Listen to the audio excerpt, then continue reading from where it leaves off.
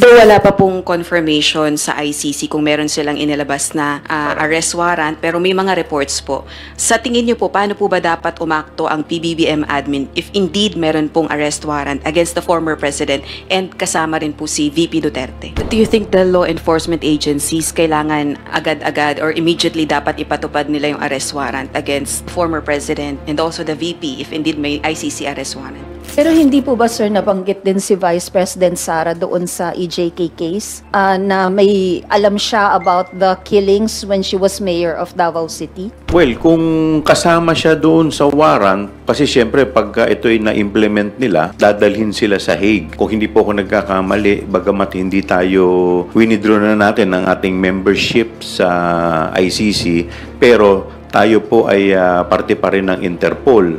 Good morning, Kong Chua. Sir, balikan ko lang yung kay VP Sara. Would you say na in terms of legal implications, so parang loophole na pwedeng magamit ulit ni VP Sara yung ICC dilemma if in case na kasama siya sa pagsamon para umiwas sa impeachment trial? Kung may maipapayo kayo, kasi amid all the rumors na may warrant, na siya tumakas daw, kaya nasa Hong Kong, with all of these things, kung papayuhan nyo yung dating Pangulo at si VP Sara, would you recommend na umuwi sila o doon na sila o paano po? Sobrang nakakagulat na balita. Grabe, Congressman Joel R. Chua nagsalita na. Ginulat si VP Sara Duterte at former President Duterte. Sabay na aarestuhin ng ICC sa arrest warrant. Ayon sa nakalap nating impormasyon, baka hindi na i-impeach si Vice President Sara Duterte, baka ipakulong na lang siya sa ICC ng Amerika. Hinalang kasama ang pangalan niya sa ilalabas na warrant of arrest, imposible kasi walang alam ang VP sa EJK. Nagsalita na si Congressman Joel R. Chua, grabe ginulat si VP Sara Duterte at former President Duterte. Sabay na aarestuhin ng ICC sa arrest warrant. Tara panoorin natin. Sir, yung House po nag-request na ng kwarto sa Senate na gagamitin po ng prosecution panel. Meron po bang preferences yung prosecutors and kapag in-inspect po ni Section, sasama po ba kayo? Well, sa ngayon, nandun pa lamang po kami sa pag-request ng kwarto para at least maging work area po ng magiging team natin para tuloy-tuloy po ang ating preparasyon at para syempre ma-familiarize na rin doon sa area. And at the same time, medyo meron na rin kaming kwarto no, na para at least kung saan yung mga staff namin ay maglalagi at magiging work area na rin po nila. Sa ngayon, inaantay pa po namin yung response from the Senate para at least malaman po namin kung ito po ay kanila mabibigyan po agad ng action. Sasama po kayo, sir? Pag Siguro, kung may available po sa amin, pwede naman pong sumama. Opo. Sir, nabanggit nyo na yung mga staff nyo nagkatrabaho rin. Yun po bang secretariat ng prosecution panel, ongoing yung pagsala nila ng mga... Kasama po ba sila sa sasala ng mga attachments dun sa impeachment complaint? Yung mga magiging documentary evidence, like yung acknowledgement receipts po ng confidential funds?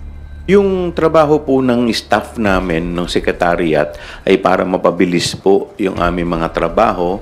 Yes, kasama po yun, kasama rin po sa mga research na mga batas na kailangan po namin. At yun, magiging backstop po namin sila. Sila po yung magsisilbing backstop po namin para mas mapabilis po yung trabaho namin. Sir, may mga rumors po ng ICC warrant of arrest. How will this impact the impeachment? Sa amin po, tuloy-tuloy pa lang man po ito. Sa akin pong paniniwala, separate naman po kasi yung ICC kung kay Presidente Digong at iba naman po dito po kay Vice President Sara Duterte. Sa amin naman, regardless kung meron pong ICC o wala, basta sa amin pong hanay, tuloy-tuloy lang po ang aming trabaho. Pero hindi po ba, sir, nabanggit din si Vice President Sara doon sa EJK case? Na may alam siya about the killings when she was mayor of Davao City? Well, kung kasama siya doon sa warrant, medyo, kasi siyempre pagka ito'y na-implement nila, dadalhin sila sa Hague, kung hindi po ako magkakamali. medyo maantala po to. Thank you po, sir. Thank you, Tina. Next, Sandro Chona from Billionario TV. Sir, yun nga po, nasa ibang bansa yung dating Pangulo and si VP Sara. What do we make out of it? As yung bilang chairman nga po ng Blue Ribbon Committee conducting yung itong mga ginagawa natin preparations for the impeachment, and as a congressman, ano pong how do we make out of it na nandun sila ngayon? Sa ngayon, nananatiling rumors pa rin to dahil wala pa naman talagang nagkukumpirma kung talagang meron na warrant na na-issue. So sa amin naman, ayaw naman namin mag-rely lamang dito. Basta't insofar as we are concerned, tuloy lang po yung aming pag-aaral, tuloy lang po yung aming trabaho. At nabanggit nga po kanina, nabanggit din si VP Sara doon sa possible ongoing sa ICC. Hindi po ba magkakaroon ng push and pull kung kunwari kailangan nilang pumunta doon sa The Hague or kailangan siyang nandoon tapos mayroong ongoing impeachment dito sa Pilipinas? Well, kagaya po ng nabanggit ko, kung sakasakaling ganun po, I think kung ganun na mangyayari, magkakaroon po talaga ng pagka-delay or magkakaroon tayo ng medyo problema dito sa impeachment. Sige sir, yun na lang po muna on my... Before Mela, Marian Enriquez from TV5.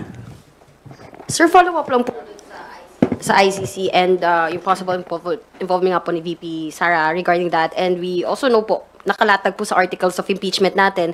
So Article 5 na respondent committed other high crimes including the high crime of murder and conspiracy to commit murder. Yun nga po, regarding po doon sa EJ case, gaano po kalakas, for example, ito magiging yung kaso po natin dito? Kung hindi po ako nagkakamali, yan ay nasa Article 5 ng ating impeachment complaint. Insofar as we are concerned, meron pong testimonial evidence na si Las Cañas. So, may direct evidence na nagpapatotoo po nito. Kaya po, kung tatanungin po ninyo kung gaano kalakas dahil meron pong testimonial evidence, masasabi ko po na matibay at malakas po. Tingin niyo, sir, are we confident makakuha rin tayo ng conviction dito sa Article 5 kung aabot ng Article 5? Tama po kayo. Thank you, sir. Thank you, Marian. Mela Lismoras from PTV4. Hi, good morning, Kong Joel. Follow-up lang din po dun sa ICC issue. Sabi po kasi ni PCO Secretary J. Ruiz, we've heard that an arrest warrant has been issued. Though nasabi nyo nga rin po na we're waiting for the final confirmation. And sabi nga, the government is prepared for any eventuality. Malacanang nga has assured cooperation with Interpol if the ICC issues an arrest warrant. Ano pong masasabi nyo dito nga sa palace statement na ito? Well, kung totoo nga po na meron po kasi tayong legal and diplomatic obligation na dapat po nating sundin. Kung hindi po ako nagkakamali, bagamat hindi tayo winidraw na natin ang ating membership sa ICC, pero tayo po ay parte pa rin ng Interpol.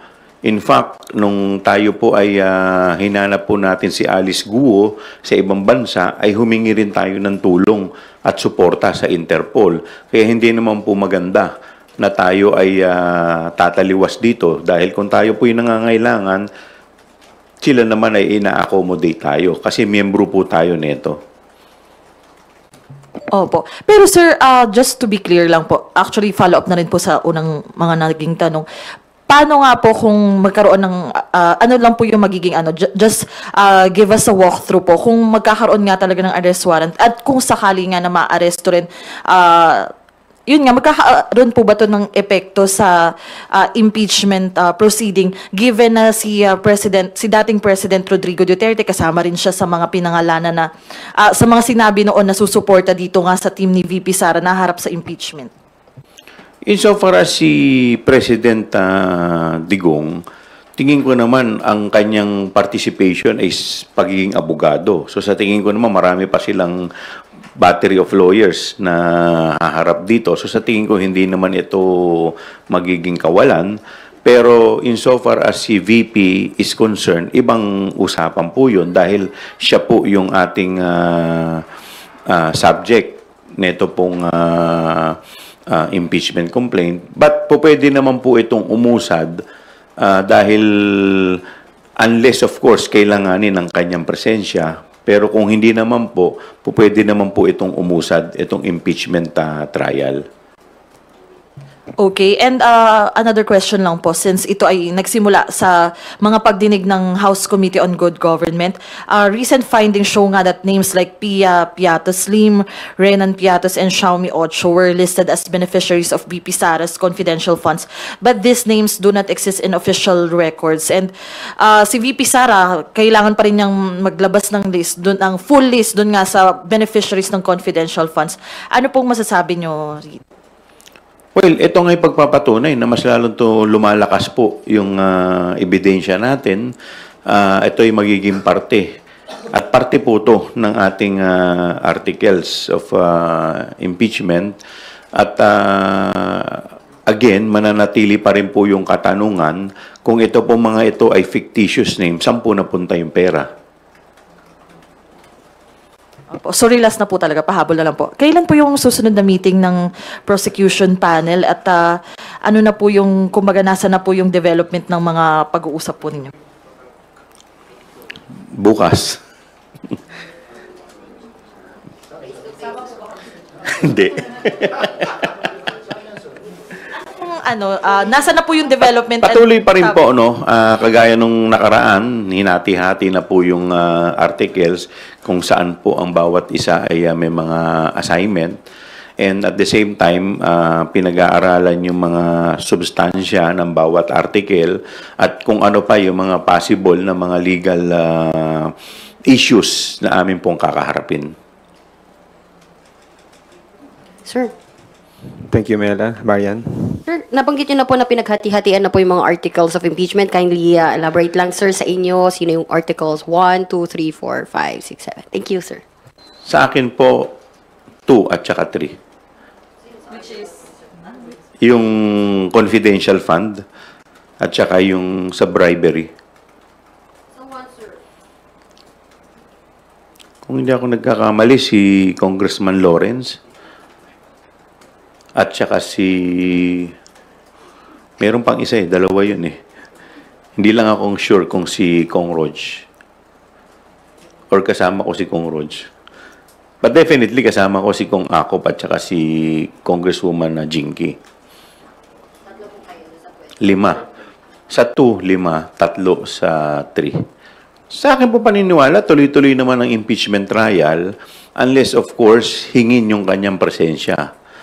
So, kung kinailangan yung kanyang presensya, dun medyo siguro magkakaroon ng problema. Kasi kung wala naman po siya, kung hindi naman po siya uma-attend, po pwede po kasi nakalagay po sa rules na i-enter po na not guilty. So, pwede pong tumuloy pa rin po.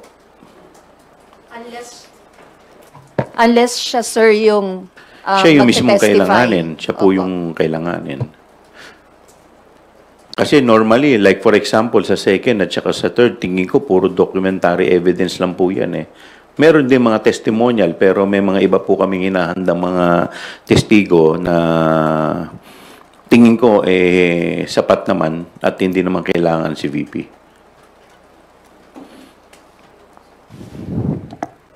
Thank you. Ilang witnesses yun, sir? Sorry. Ilang witnesses yun? Sa? Doon sa 2 and 3, sir. Yung sinabi nyo na may ilang testimonial Sa 3, evidence. siyempre, nandiyan na yung, definitely, nandiyan na yung 3 or 4 yun. From OVP and DepEd, sir. DepEd yung sa 3 eh. Thank you, sir. Thank you. Ed Galvez from FEBC Network News. Sir, good morning. Sir, doon sa issuance ng ICC arrest order, kumpirmado man o hindi, pero wala jurisdiction ng ICC sa Pilipinas. Tapos sabi ni former President, magpapa-aresto siya kung Philippine authority ang aaresto sa kanya. Sir, magkaiba po ang warrant of arrest sa jurisdiction. Pwede po bang tanggihan ito ng Justice Department or bound by our legal and diplomatic obligation na mag-respond sa ICC order?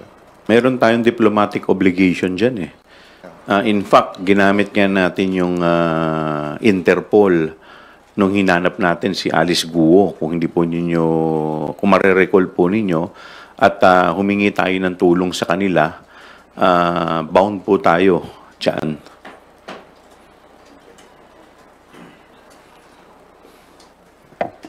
Okay ka na, Ed? Rosalie Cos from UNTV. Good morning po, Kong. Kung kanina nabanggit niyo po na may sure conviction po kayo doon po sa Article 5 ng impeachment po against the VP, can you elaborate what made you say so? And ano po ba yung pinaka matibay ninyong ebidensya na nakalagay na din po doon sa Article of Impeachment? Well, unang-una talaga, kung ako po tatanungin yung pinakamatibay po dyan, yung Article 1 to 3. Pero ito po kasing dito po sa sinampa po namin sa Articles of Impeachment, 7 lamang po to. At ito po talaga ay pinag-aralan at pinili po from the previous na mga complaint at saka tinignan po namin kung ano po talaga yung sa tingin namin talagang back with evidence. So dito po, isa na po dito sa Article 5 ay yung salaysay po ni Las Cañas, kung hindi po ako nagkakamali. With regards po dun nung Davao City Mayor pa po Yes, nung Davao City Mayor po. Ano po yung particular si na VP. involvement po ni VP Sara noon? Meron siyang binanggit which was quoted in that article, pero hindi ko masyadong ma-recall. Oh, alright. Pero kinuha yun sa sa Quadcom. Sa Quadcom po kinuha yun. Although wala pa pong confirmation sa ICC kung meron silang inilabas na arrest warrant, pero may mga reports po. Sa tingin niyo po, paano po ba dapat umakto ang PBBM admin if indeed meron pong arrest warrant against the former president and kasama rin po si VP Duterte?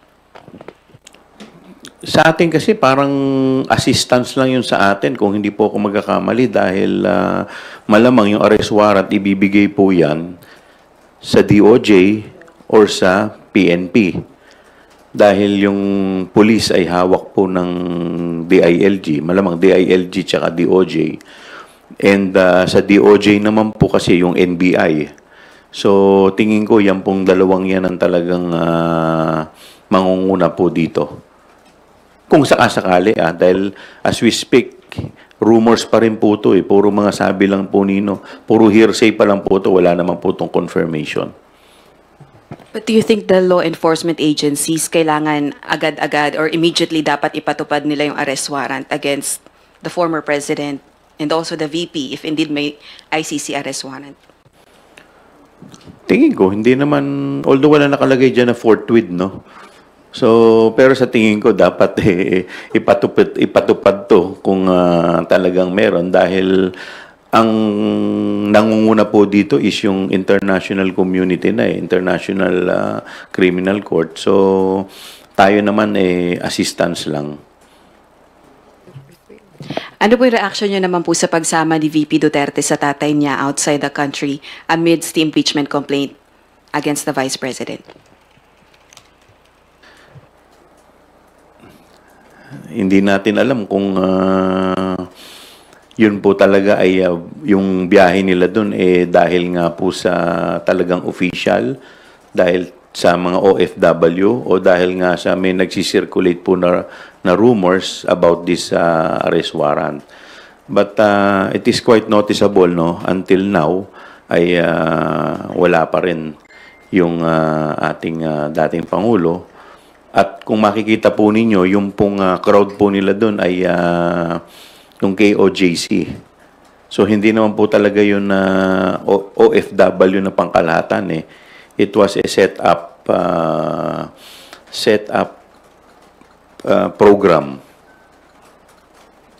kung saan ang KOJC po ang kanilang captured audience.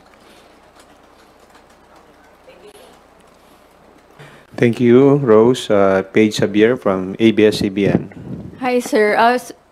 Follow up lang sa question ni Ate Rose. Kasi nung sa same event sa Hong Kong, nabanggit ni VP Sara na yung halalan 2028, tapos nag-cheer yung mga tao. May response po ba kayo doon? Kasi alam natin dati sabi niya hindi siya magsasalita about her plans, pero ngayon biglang nagjo-joke na naman siya. May sagot ba kayo doon, sir? Ano ba sinabi niya? Hindi ko... Sabi niya, sir, at sa susunod na halalan sa 2028, tapos nag-cheer. Tapos sabi niya, hindi, joke lang, wala muna. Well, we will just take it as a joke.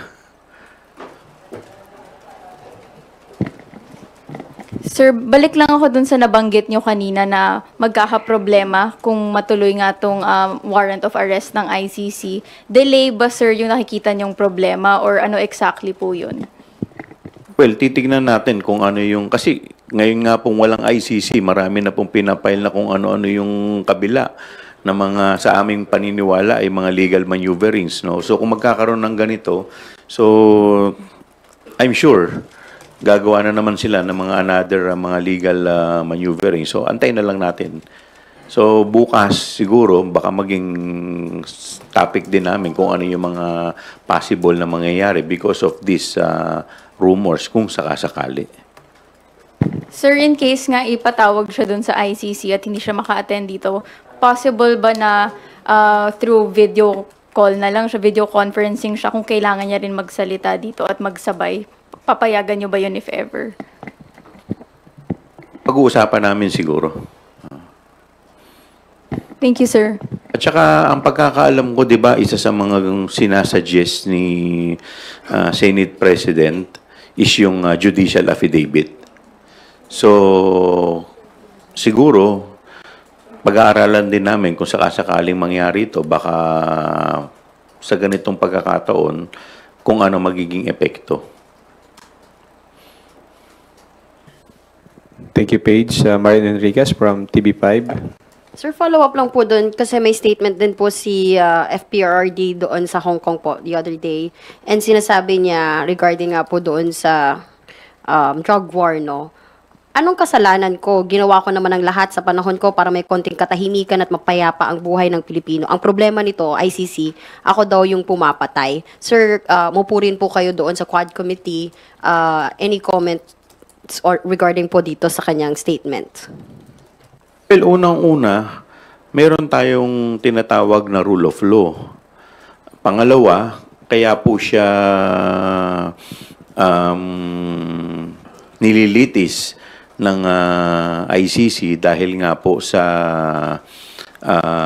crimes against humanity, kung saan libo-libo po sa mga kababayan po natin ang hindi nagkaroon ng pagkakataon na malitis. So at dito po sa kanila naging war on drugs, marami po ang mga naging biktima ng extrajudicial killing.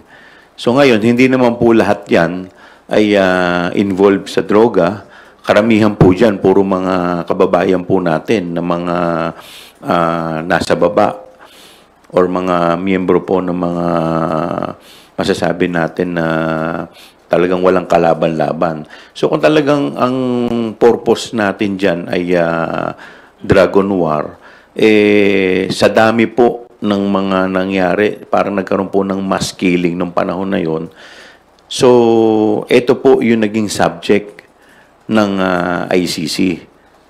Kaya at halos lahat po at mayroon po mga positive at testimonial evidence na ito po ay utos ng ating dating Pangulo. Ngayon, kung sa tingin po niya ay wala po siyang kasalanan, sa tingin ko ito na rin yung pagkakataon para masagot itong mga akusasyon sa kanya sa ICC. Dahil hindi naman po porke may linlabas na warrant of arrest ay ibig sabihin guilty na po siya. Ito po ay lilitisin pa lamang at hihingin yung kanyang panig. So kung makukumbinsi po niya yung International Criminal Court na siya po ay wala talagang kinalaman dito, sa akin pong paniniwala, mabibigyan naman po siya ng tamang hustisya. Thank you, sir. And nabanggit niyo po kanina na yung arrest warrant hindi naman forthwith, no, yung pagsaserve. So balik lang tayo ulit dito sa impeachment trial. ano po ulit yung inyong stand dito? So can we say na mauna pa ba yung arrest? Ano no? Sir, what's your stand na hanggang ngayon wala pa ring response? Kumbaga, itong Senate, lalo na kung room lang naman po yung nire-request ninyo, you sent it last week, and until now, I guess wala pa po yatang response sa inyo, and you requested for a March 11 inspection, and until now, wala pa rin po response. Siguro bukas part po yan ang pag-uusapan po namin kung ano yung magiging next move ng aming team. Kung magfa-file po kami ng motion at kung ano pa po yung po pwede namin gawin. So, isa po yan sa magiging topic po namin bukas. Thank you, Marian. For today's last question, we call on Earl Tobias from IBC 13. Good morning, Kong Chua. Sir, balikan ko lang yung kay VP Sara. Would you say na in terms of legal implications, so parang loophole na pwedeng magamit ulit ni VP Sara yung ICC dilemma if in case na kasama siya sa pagsamon para umiwas sa impeachment trial? Well, hindi ko sinasabing gano'n, but as we speak, ngayon po, yung pagsisimula pa lamang po ng ating impeachment, nag-file na po sila ng petition for certiorari. So marami po kasi mga legal maneuverings na ginagawa ang kanilang parte. Samantalang dati sinasabi nila na handang-handa na silang harapin ito at parang as if kinumpara pa niya ito sa magjowa, 'di ba? Pero ngayon, lahat ng mga legal maneuverings para ma-delay o maantala itong impeachment trial ay ginagawa po nila. So ako naman ina-anticipate ko lang yung mga po pwedeng gawin nung nasa kabilang panig. Kaya siguro maganda rin itong mga development na ito, magiging parte din po to na mga mapag-uusapan po namin para mapaghandaan din po namin kung ano yung mga magiging legal implications po nito sa future. Thank you, sir. Last question na po, Kong. Nung nakaraang linggo, inusisa ng House Basic Education Committee yung ghost beneficiaries sa Senior High School Voucher Program. And na-discover na parang way back 2021, there have been several private schools na na-terminate na because of the problem. And until now, DepEd is internally investigating. Kasama rin po ba yun sa maaari natin questionin kung nasan yung pera o kung paano nangyari na tumagos yung ganong parehong pamamalakad during VP Sara's tenure as the Secretary of the department po? Well, hindi po kasi siya kasama dun sa complaint eh. So I'm sure pagdating po kasi ng pre-trial, ililimit lang kasi yun kung ano lang yung mga nakasaad dun sa complaint. So siguro sa ibang venue yan, sa ibang venue. Well, kung in the event po na si VP Sara ay ma-impeach, mau-open na eh. So, po pwede na siyang makasuhan ng ibang mga kaso, may criminal or civil o kung ano pa man. So, siguro, kung sakasakaling mapapatunayan na meron din siyang kinalaman dyan, po pwede rin siyang makasuhan dyan. Last po, Kong, reaction lang na merong alleged ghost beneficiaries for the Senior High School Voucher Program na suppose nagagamit ng mga students po. Anong masasabi niyo lang kung na merong ganong issue na may mga estudyante na hindi mapatunayan na nakikinabang dun sa voucher? Siyempre, nakakabahala to dahil unang-una, isa na nga sa mga problema natin ngayon ay pondo para sa edukasyon, and yet hindi pa nagagamit yung pondo na meron tayo. So aminin naman po natin, yung pondo po natin ay talagang hindi naman sapat para sa ating pampublikong mga estudyante. Kung ito'y hindi pa magagamit ng maayos, lalong kawawa po ang mga kababayan po natin. Sorry, but we will still call Sandro Chona from Billionaire TV. Sir, sorry. Ano lang. Kulitin ko lang kayo, sir. Kung may maipapayo kayo, kasi amid all the rumors na may warrant, na siya tumakas daw, kaya nasa Hong Kong, with all of these things, kung papayuhan nyo yung dating Pangulo at si VP Sara, would you recommend na umuwi sila o doon na sila o paano po ba? Well, ako naman po kasi hindi naman ako, I don't think I'm in the position to advise them.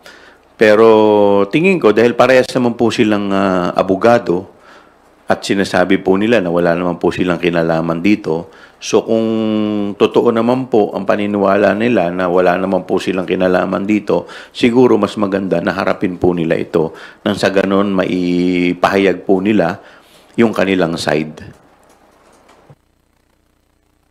Opo, at isubmit nila yung sarili nila para nang sa ganon ay malinis din yung kanilang mga pangalan.